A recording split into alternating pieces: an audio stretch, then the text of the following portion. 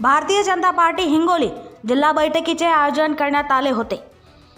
Hingoli Bharatiya Janata party बैठक आयोजन करण्यात आली होती। यावेळी प्रदेश उपाध्यक्ष संजय भाऊ कोडगे, जिल्हाध्यक्ष तथा माजी आमदार गजानन घुंगे, खासदार रामराव वडकुते, आमदार तानाजी बुटकुळे, माजी नगराध्यक्ष बाबाराव बांगर, माजी जिल्हाध्यक्ष फुलाजी शिंदे, सुरजित सिंग ठाकूर, माजी जिल्हा परिषद सदस्य तथा जिल्हा उपाध्यक्ष अंकुश आहेर, युवा जिल्हाध्यक्ष शिवाजी मुटकुळे, महिला जिल्हाध्यक्ष तांबोळे, शहराध्यक्ष महिला कृष्णा रोहटिया, विलास गोरे, पवन उपाध्ये, हमीद प्यारेवाले यांच्यासह भाजप पदाधिकारी व महिला उपस्थित होत्या।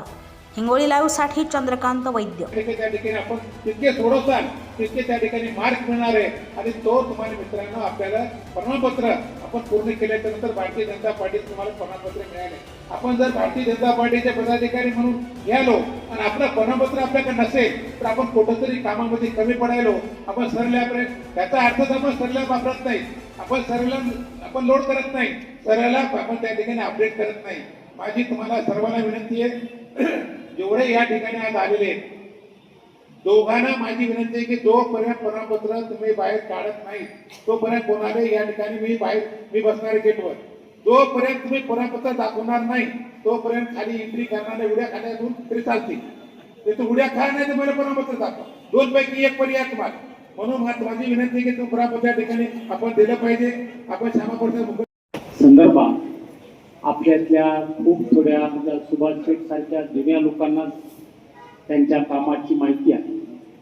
त्यांनी त्या काळात म्हटलं होतं, एक देश में दो निशान, दो प्रधान, दो संविधान नहीं चलेंगे। आणि त्यांचं स्वप्न आदरणीय आपले पंतप्रधान नरेंद्रजी मोदी साहेबांनी गेल्या 5 वर्षापूर्वी पूर्ण केले।